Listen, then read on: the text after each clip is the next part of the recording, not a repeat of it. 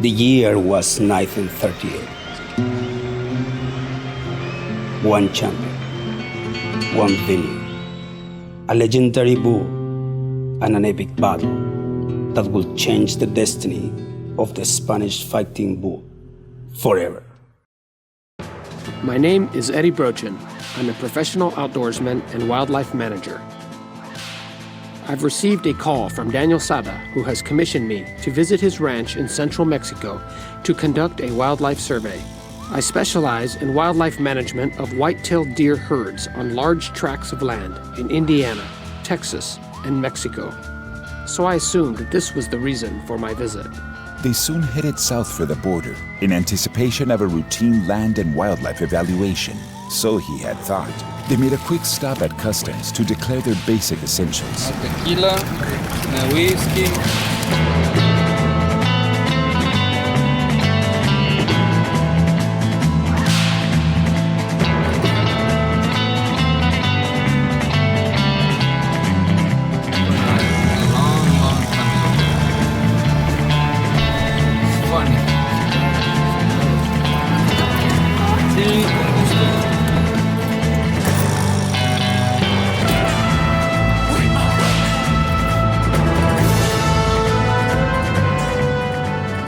Now the sportsman and his crew were finally through the border and headed through the interior of Mexico.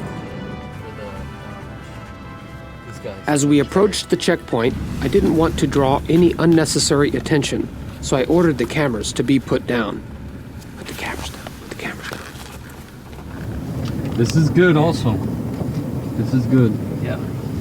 Really good, actually. It makes me proud to see them working and here with their presence, taking care of the area.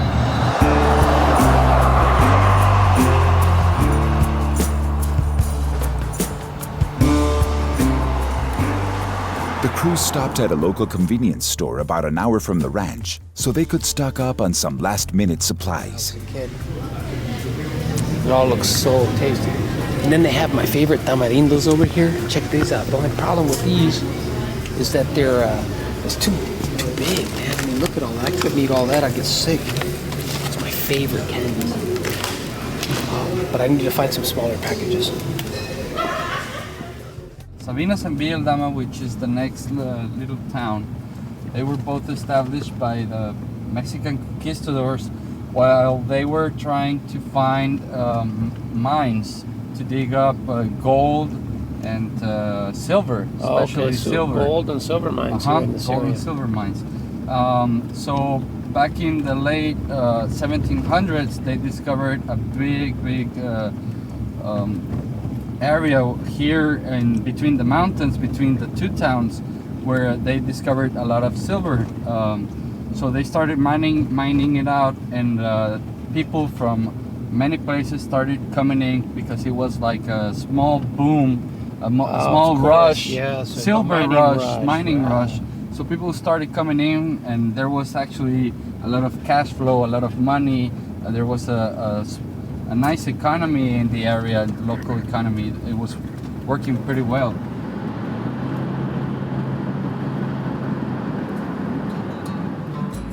Mi nombre es Daniel Sada Domínguez. Yo soy productor agropecuario. Soy el dueño de este rancho. Aquí se conoce como Rancho Elserito. Antiguamente era una tierra destinada a la crianza de reses bravas. Y ahora pues somos productores agropecuarios y estamos produciendo higos para mesa y para envasar.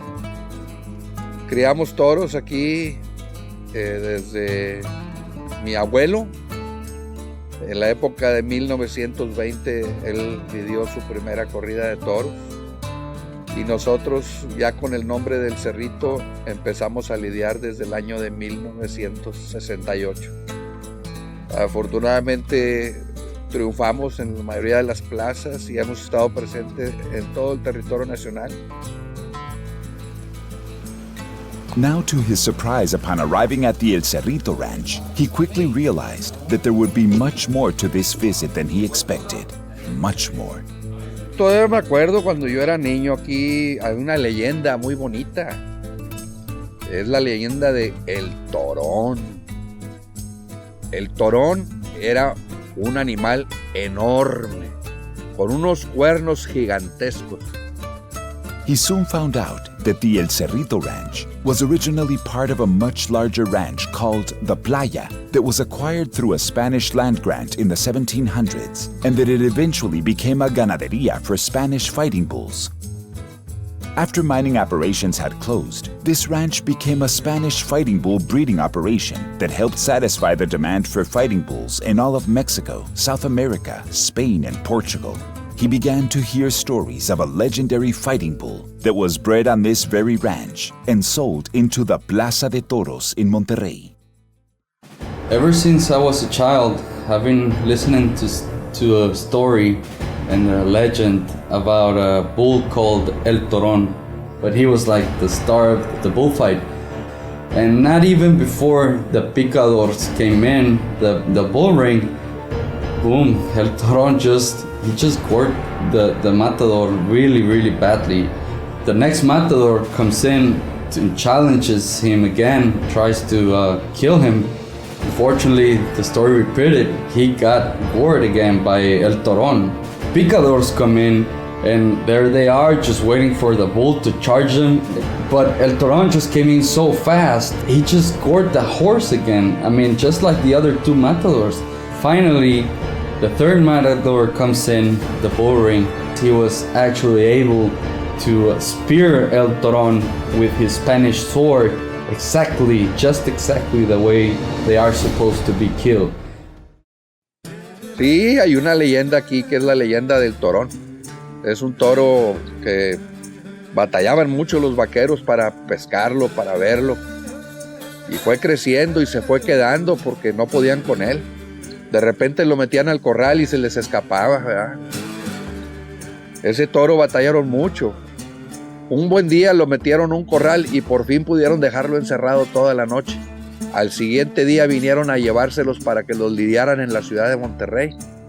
Cuando se supo aquí que ya había muerto el torón, los vaqueros se pusieron muy tristes, hicieron una fiesta para despedir al torón, al alma del torón.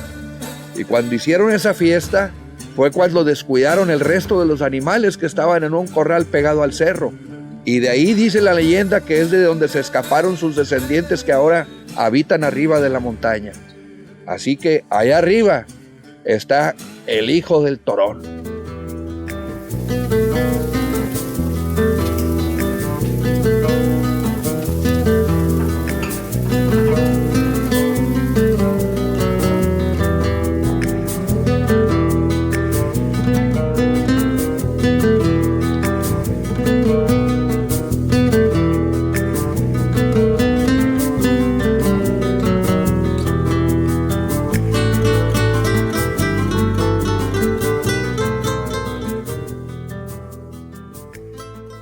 It wasn't long, and the sportsman was packed and ready for what would be one of his most exhilarating adventures of his career, a hike to 5,000 feet, where allegedly now lives the magnificent, legendary mountain bull. Morning, Danny.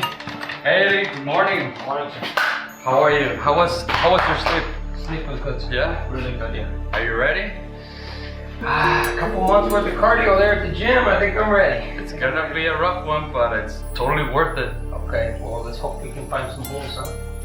El cerrito fue muy antiguo. Este terreno fue de el abuelo. Se lo regaló a mi padre y luego mi padre me lo regaló a mí.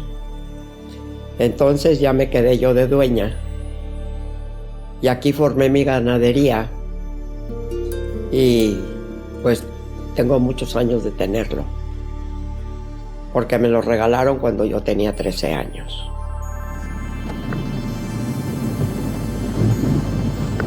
So here we go, Eddie. This is it. We're finally getting close. I mean, it looks like we've been driving towards this mountain for an hour, and it's still way over there. It's like you never get there, you know? Right.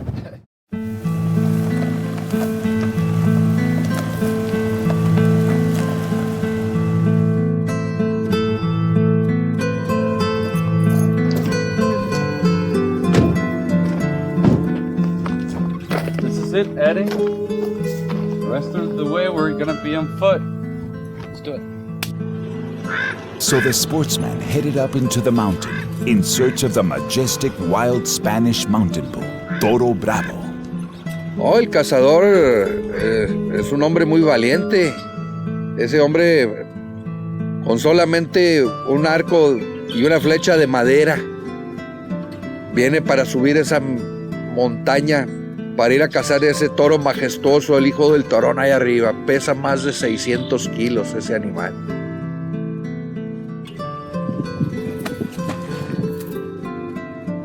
Nos dimos cuenta de que se nos iban al cerro, entonces porque buscábamos los números y no los encontrábamos muertos en ningún lado, pues ¿dónde andan? Luego hubo quien viera que los toros subían al cerro, se quedaban allá pero no podían bajar.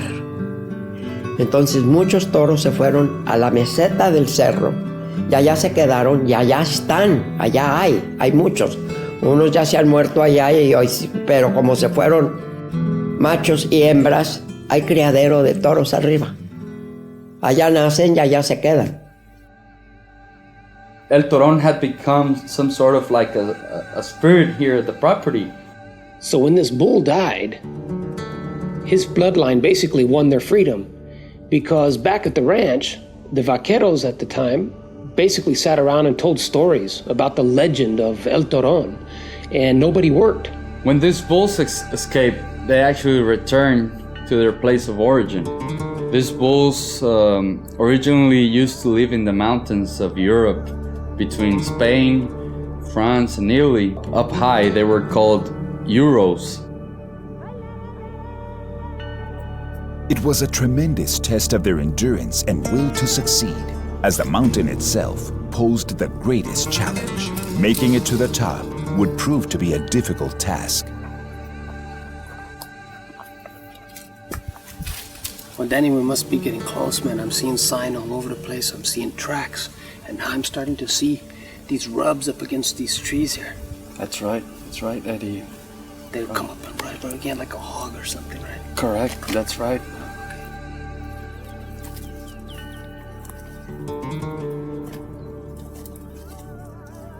Danny, what is this place right here? This is base camp or what? Yeah, this is actually base camp. This is one of the mining tunnels that the miners dug out back when they had their operations running. It's gonna be our best source of water up here in the mountain. Okay. And when the time is right, we can even find some peaches. You can see all these old peach trees and the fig trees. They were all planted here by the miners 100 years ago. They're still living here from the water. Yeah, Eddie. All right, well, let's, I can take my backpack off and rest for a bit, and let's grab some water.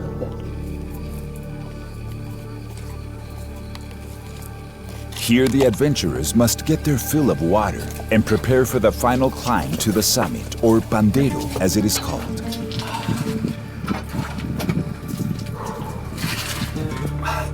Coldest, sweetest water around the place. Delicious. Delicious, huh?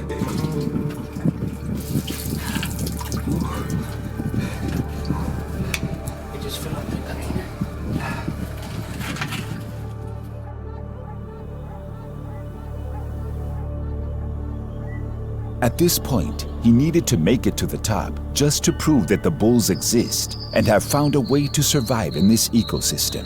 Are they successfully breeding? What is their main diet?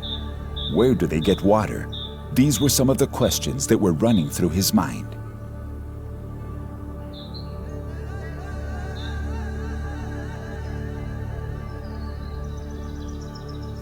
You can see the tracks. I mean, there are Spanish bulls in these mountains. I mean, there's sign and tracks all over the place.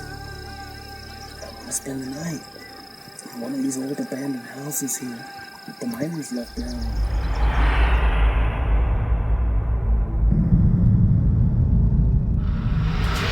Two packages of oysters, one thing of tuna left, two things of tuna, that's it. Mm-hmm.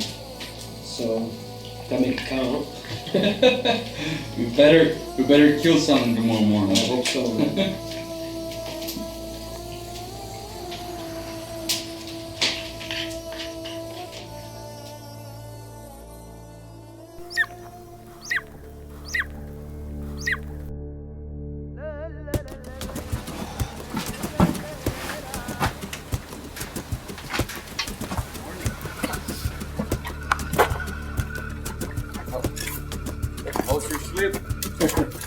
sleep. From here on out, the trail to the top consists of only trails used by the bulls, so the toughest climb was yet to come. More proof right here that Spanish bull herds are indeed thriving right here and are wild.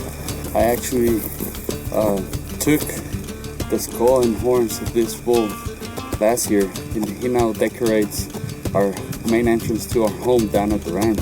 Oh, okay. But yeah, he died here of natural causes, just of age. Old age. He came in and tried to look this really nice area. He just laid down. He liked it here. Put himself to rest. Very nice. Yeah. Oh, but listen,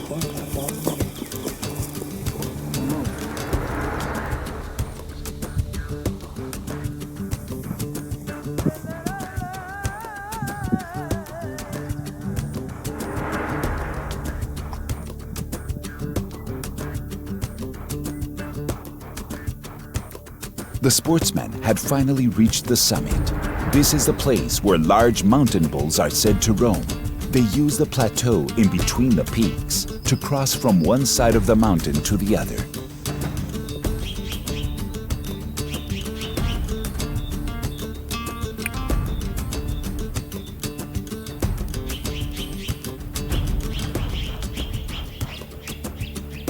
After reaching the summit, Daniel had to say goodbye, as he was running late for his cousin's wedding.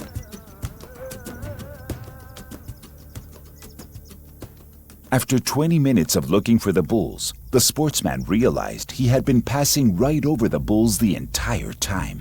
All it took was for one of them to finally move its head, exposing them against the background of the mountainside. At this moment, I realized what I was about to do, and that was to challenge the bulls without getting killed in the process. How and why is between God and I.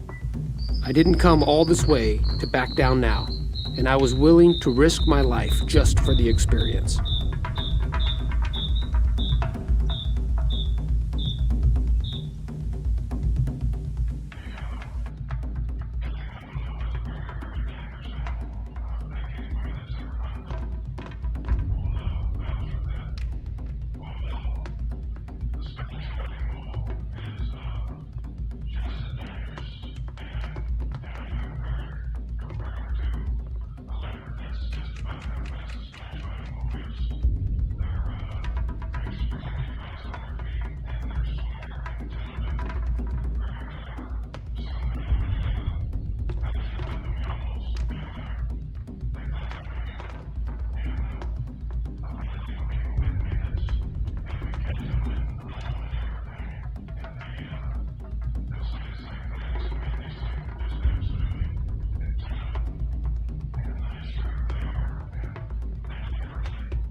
The head-on standoff was long and strenuous and proved to be unsuccessful. The bulls are very smart, and after 2 hours of an intense stare-down, his body had begun to wear down, and he knew if he didn't head back soon for the safety of the base camp and water, he might not make it to fight another day.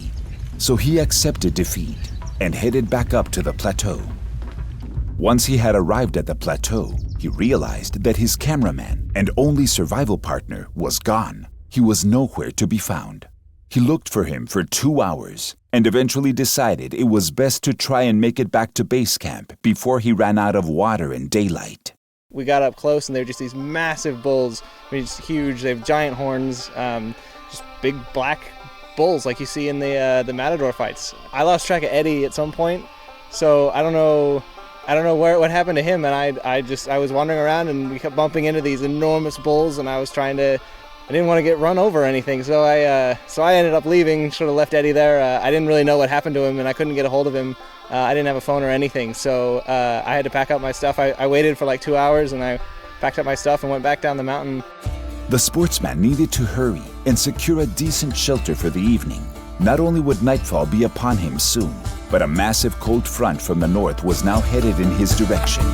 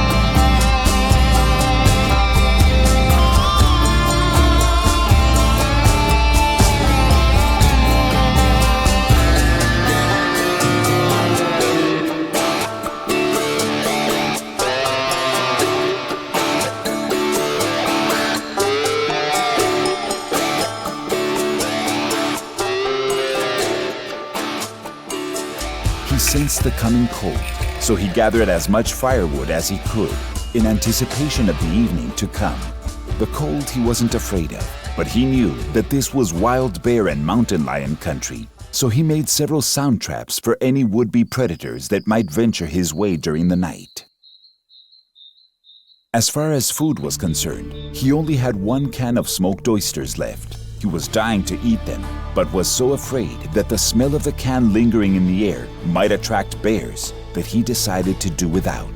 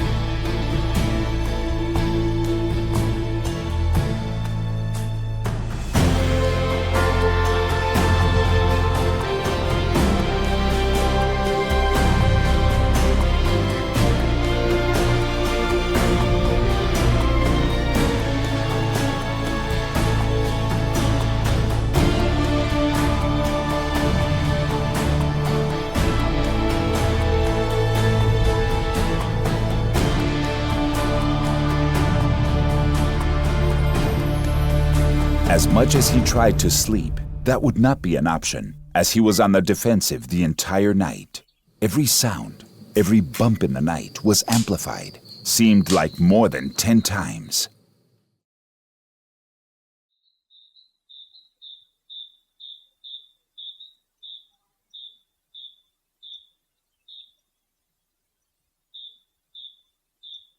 He tried to head back up to challenge the bulls one last time, but his weary body gave out. He realized the chase was over. If he did not head back down now, he might not have the stamina to make it back.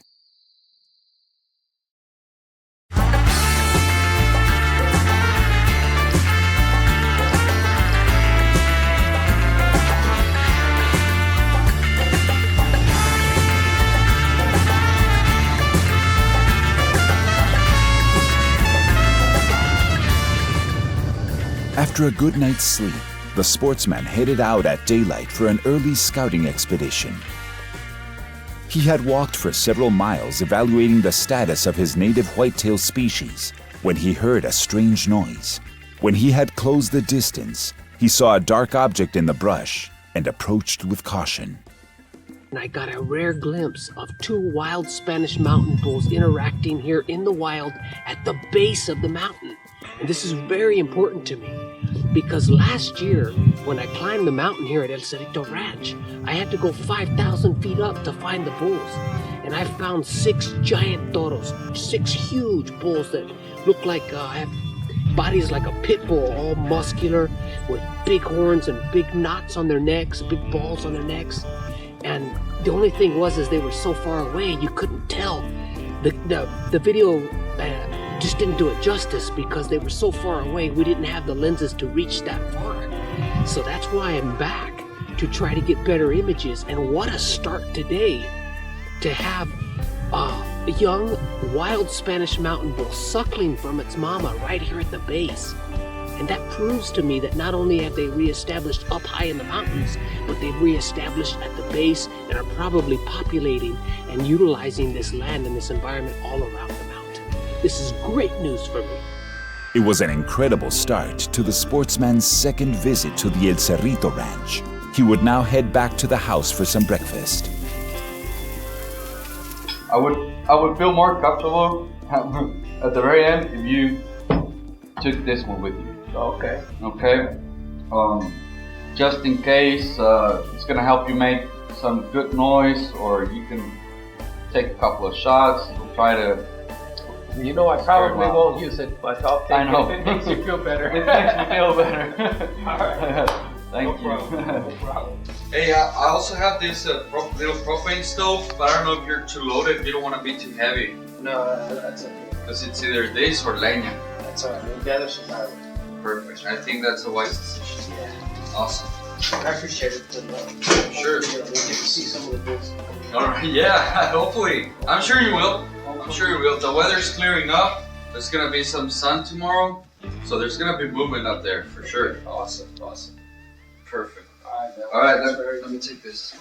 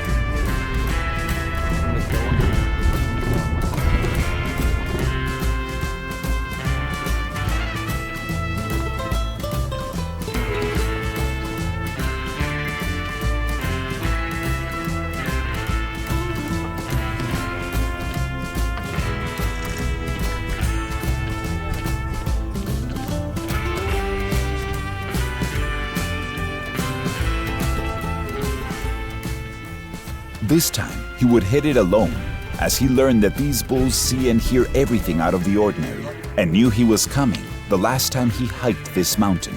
The closer he got to them, the higher they went, and when he finally made it to the top, they had actually descended down the other side. Ese cazador, para ir a matar ese toro, solamente con un arco y una flecha de madera, verdaderamente tiene que estar loco. The sportsman had learned a valuable lesson in the bull's awareness of their environment. But was his decision to challenge Bull Mountain on his own the right choice? He was off to a late start and needed to make base camp before nightfall, or he will have to sleep out in whatever elements the mountain throws at him.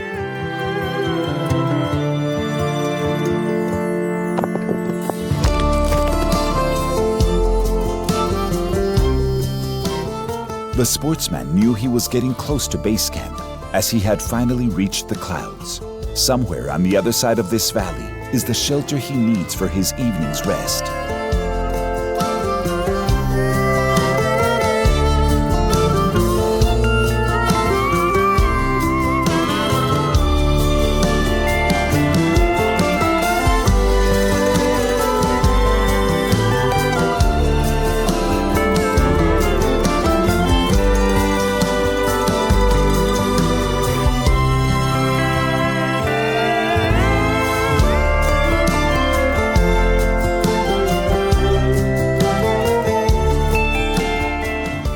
light a fire to keep warm this night, for fear it would alarm the bulls and keep him from getting the images he needed. The following morning, the sportsman awoke to the bugles of mature bulls. He knew his sacrifice of sleep without the heat of a fire had paid off.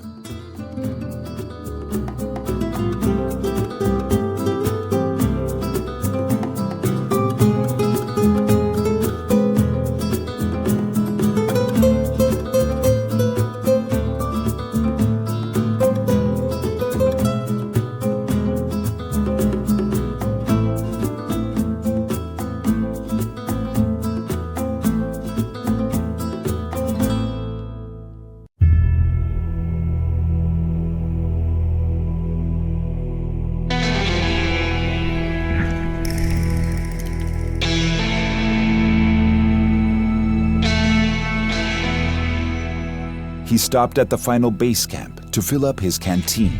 This is the last place to get water on the mountain, so he must be careful to ration it well. He was surprised to see that someone had been sleeping in his bed. This was the bed he had made last year when he was here. It was obvious that the bulls frequent this base camp for this water resource. At last, he spots 3 mature bulls on the horizon of the plateau. The largest black one was in the lead, but had crossed over just out of sight, leaving the 2 subdominant bulls in range of his camera.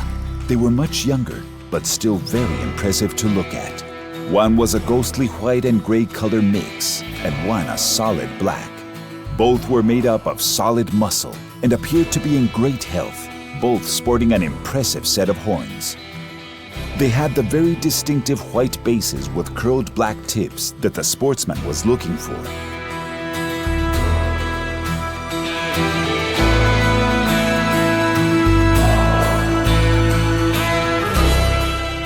After reaching the summit, he spotted 2 of the bulls off in the distance and decided he would try to get close enough to challenge one of them with his bow and arrow. The terrain looked much easier to cross than it actually was.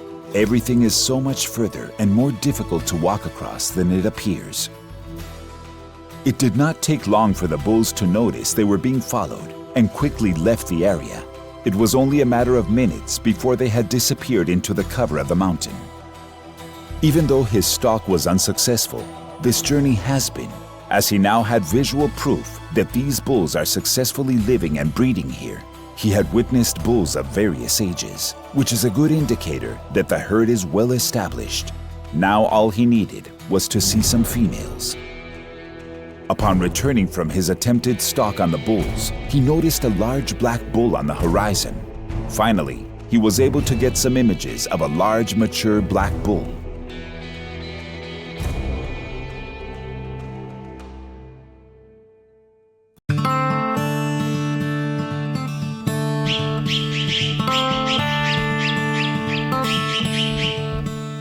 The sun was now at its highest for the day, and heat was bearing down on the tired sportsman, so he sought out shelter from the scorching heat in one of the abandoned mines.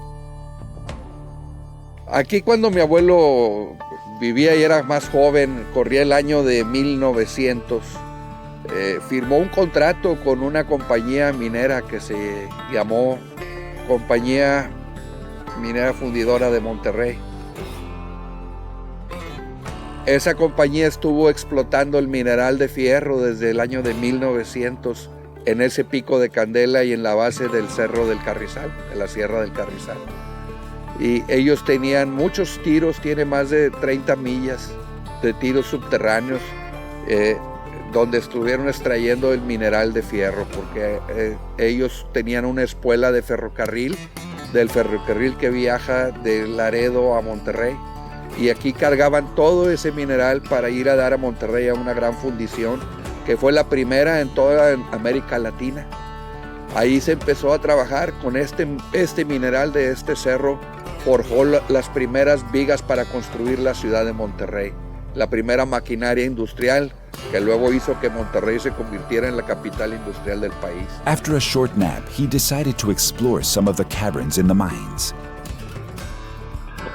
Well, I was down inside this mine shaft, just killing some time. And last time I was here, I found a really nice quartz crystal, so I came down here again. And to my surprise, I found another one.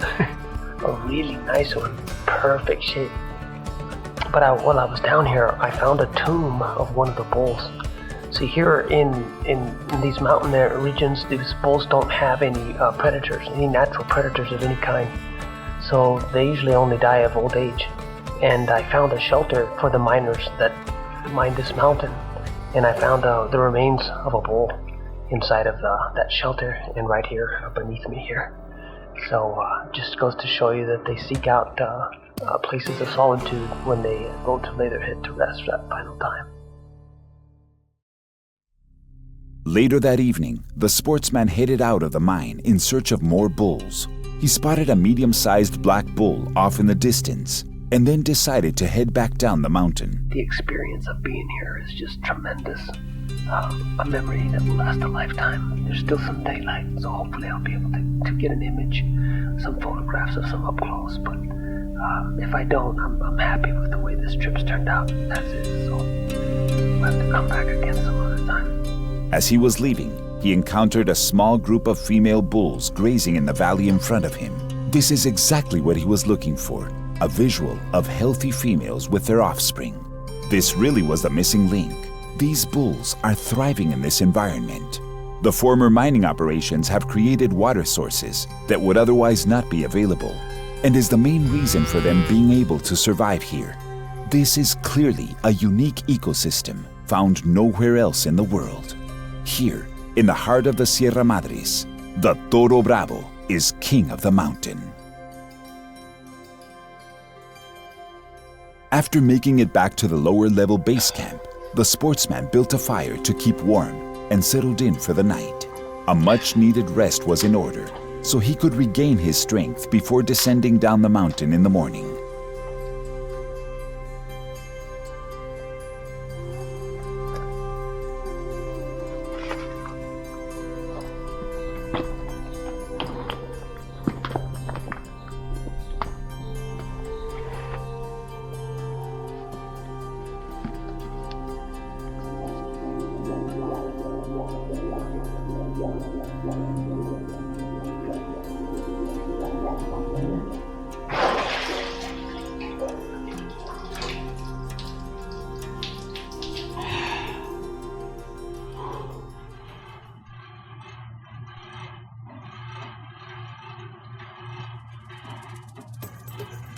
I've seen it happen time and time again. They'll lay down, if you get them under stress, they'll lay down and close their eyes, and I think even sometimes they hold their breath to keep from moving. And they'll wait till you drop your guard and walk into that zone, man. It doesn't matter if it's 5 feet or 10 feet, buddy. When you get in their zone, when they think they can get you, they're back up and on you just like that.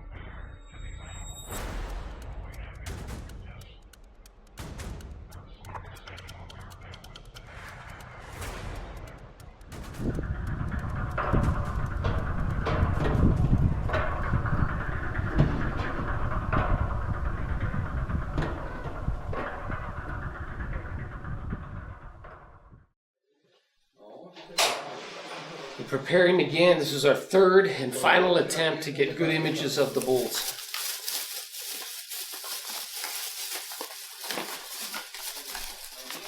Our food for the next couple of days: some tuna, some ham, sardines, potatoes with gravy, macaroni and cheese, and some teriyaki chicken.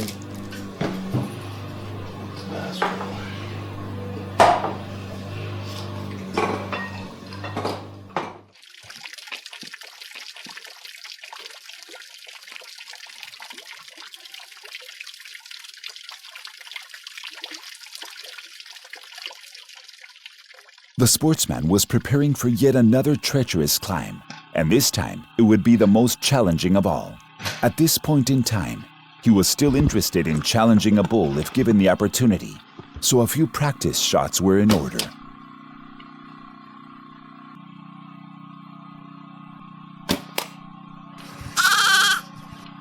He had become somewhat addicted to spending time on Bull Mountain, and his desire to hunt a bull was slowly fading. Secretly, he had become addicted to the serenity of the environment and living, even if only briefly, alongside the majestic Spanish mountain bull to be sufficient. He was becoming a crazed fighting bull fan, like the people running the streets of Pamplona, Spain. He too was running with the bulls, an act these bulls just can't seem to get away from.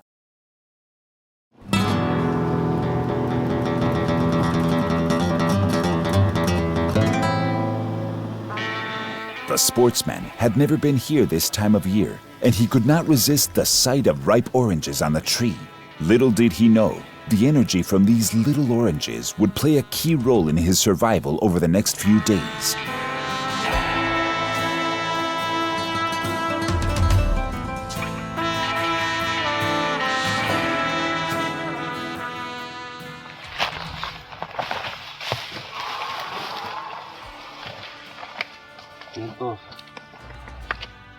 One-fourth the way, right? One-fourth the way.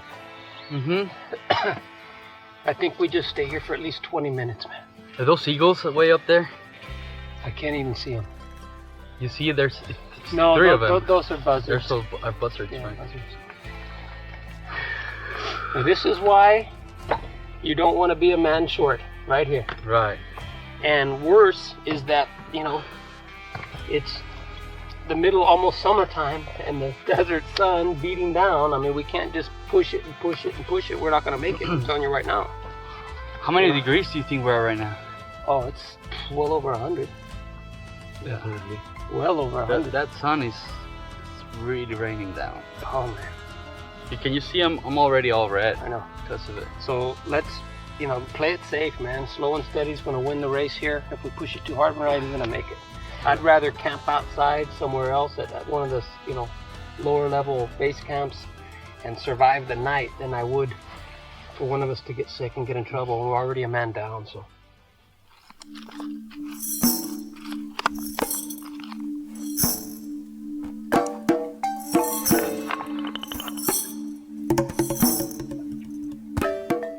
Well, this is our third time up here. And the first time we came, it was the middle of the winter. Second time we came was a little bit late winter, and now we're here in early spring. And each time has presented its own challenges, The mountain itself is obviously the biggest challenge, because you think you're going to go all the way up there and see the bulls and grab that perfect shot or get a chance to shoot the bow or whatever it is. You can't worry about that. The first thing you have to worry about is whether or not you're going to even get to base camp before dark. Because if not, you're going to be sleeping on these rocks somewhere in the middle of the night. I mean, that's the truth of it, But I was so hungry, I had to break down. I've got about 11 ounces of tuna here, so I think that's going to give me enough energy, enough protein to make it up to the top. Hopefully before dark. But if not, we're going to have to find some shelter up against some rocks, or who knows what we're going to do. But plenty of water too, because we're only halfway up the mountain. We're about half. We've already spent half our water. We're already breaking into food rations, We're exhausted. It's well over 100 degrees right now. And I just think that that's the biggest challenge, right? The biggest challenge is just the mountain itself.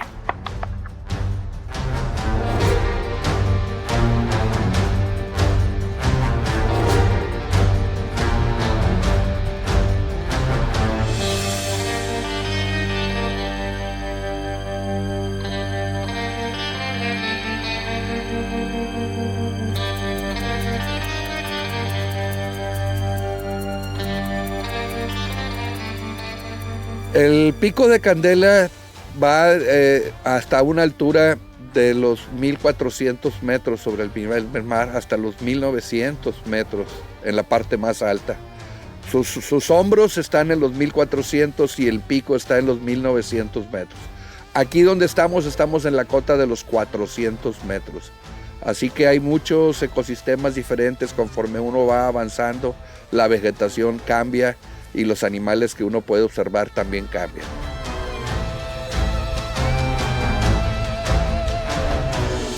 So there they were, coming around a bend in the mountain trail, and off in the distance, they spot a very large black bull and two subdominant younger bulls. Finally, the sportsman has another chance to challenge a mature bull. At this point, I have become so fascinated with these bulls that I put down my bow and decided to shoot them with a camera instead.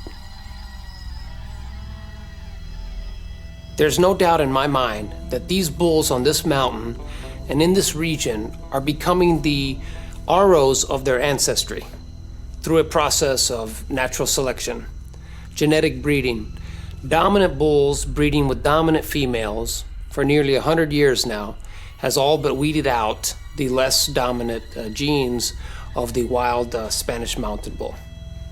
It's extremely important, now more than ever, that we protect these animals from extinction. Now that these animals have reestablished for nearly 100 years now, they're becoming that wild game animal again. And it's important that we ask the Mexican government to step up to the plate and classify them as a wild game species belonging to the Republic of Mexico, just like the American and European bison, the water buffalo, and the African Cape buffalo. That way the Angadi can step in and regulate the conservation of these animals. The landowners can then conduct wildlife surveys, using helicopters or drones, whatever is necessary, to count the numbers of animals in the herds on their own specific lands, just like the professional outfitters do in Africa for the Cape buffalo. The same diligence that is taken in the management of the Cape buffalo needs to be taken and applied here with the wild Spanish mountain bull. For the first time in 3 trips, we have not made base camp. So it looks like we're gonna have to make camp right here somewhere. Up along the rocks, I think we're gonna have to make camp. But I saw a huge bull, and then I just saw another huge bull across the valley. Several that we got on film earlier today, so I'm very excited. So I don't think that we have to go much further to actually find the bulls. They're feeding, and there's a lot of water in this draw here. So I think we'll spend the night here, and hope we can wake up in the morning to see some bulls up close.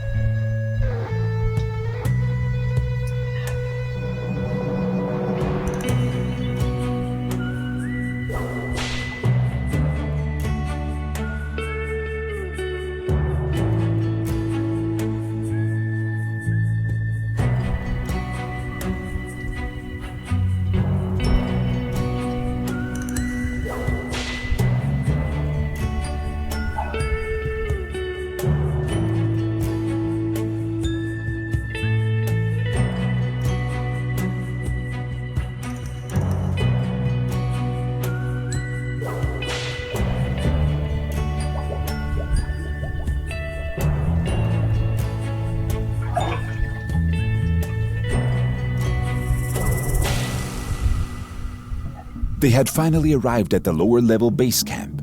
This is where a cold stream of water flows from deep within the mountain. This is also where a unique ecosystem has evolved.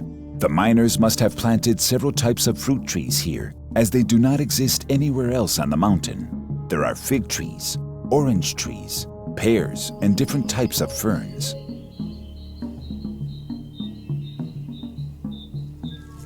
This was the base camp we were supposed to be at last night, but we're way behind with all the gear we have right now, and it is so hot right now. I bet it's probably 40 degrees Celsius or better, maybe 100 degrees Fahrenheit or higher right now. So there's no way we're going to make it back up, the rest of the way to the top. We call the top, where the bulls cross, we call it the bandero. And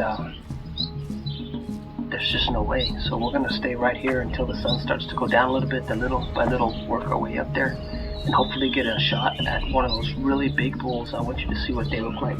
They're very impressive, majestic creatures, mountain bulls. And I know that this is where they belong. When you take a look at them, you know that they're at home. It's very impressive. But this landscape here is very diverse, and each season has its own set of challenges. And right now, the challenge is the heat. A few months back when I was here, the challenge was the cold. So, and the ice and the rain. So, with any luck, we'll get up there today. We'll make camp and hopefully get some images of the big bulls.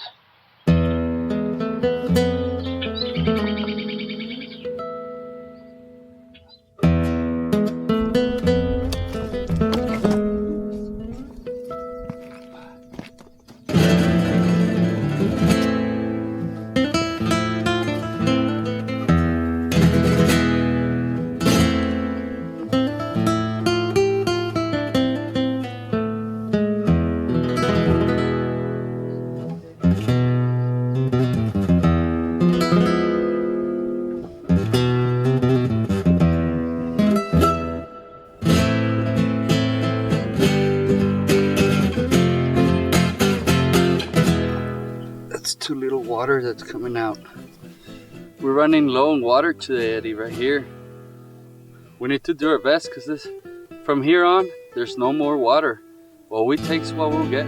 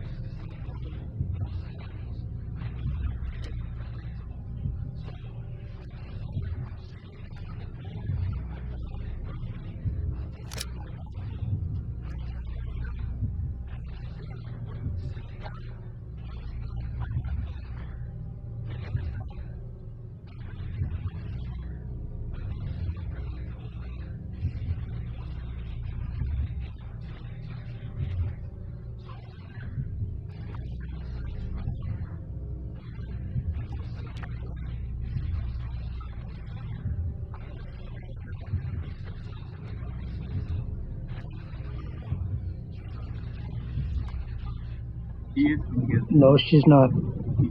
She's a mother.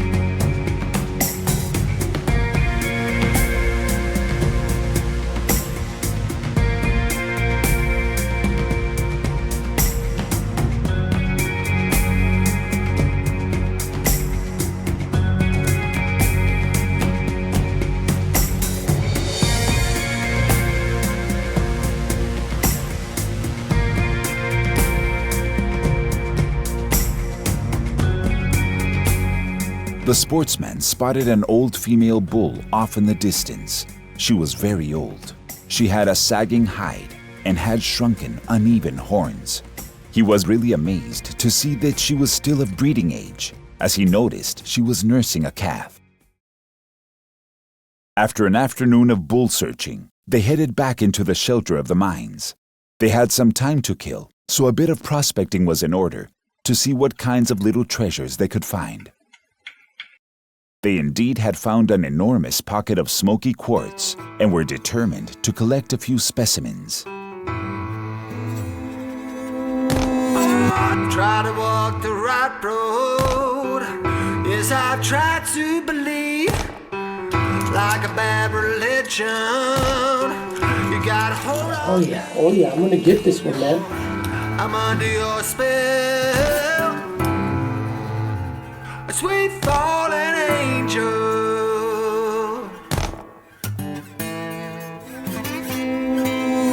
I've used all my chances, gambled all my luck, but like an addiction, Reasons to be up I here. gave you up.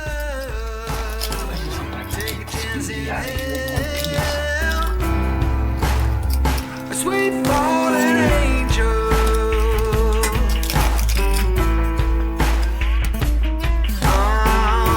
I'm under your spell, a sweet fallen angel.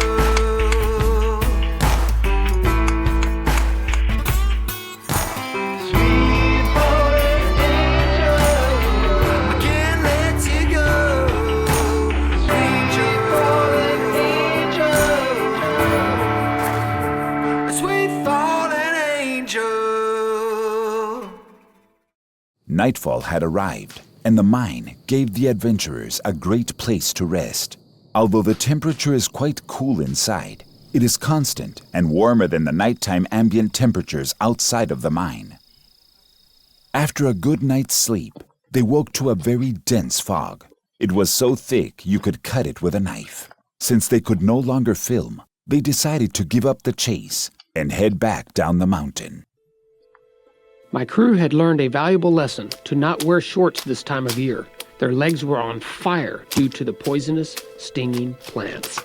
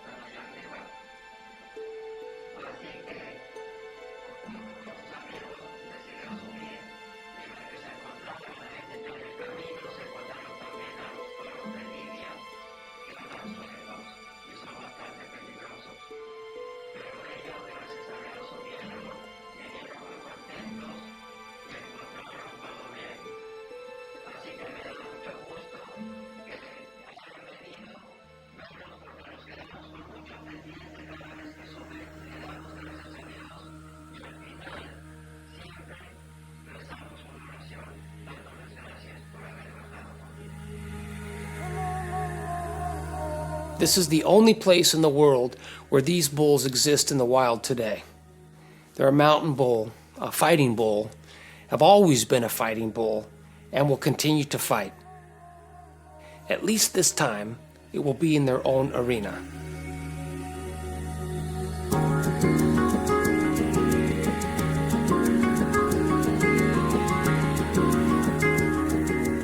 I was the first, but now there will be many who will come and challenge the spirit of the bull.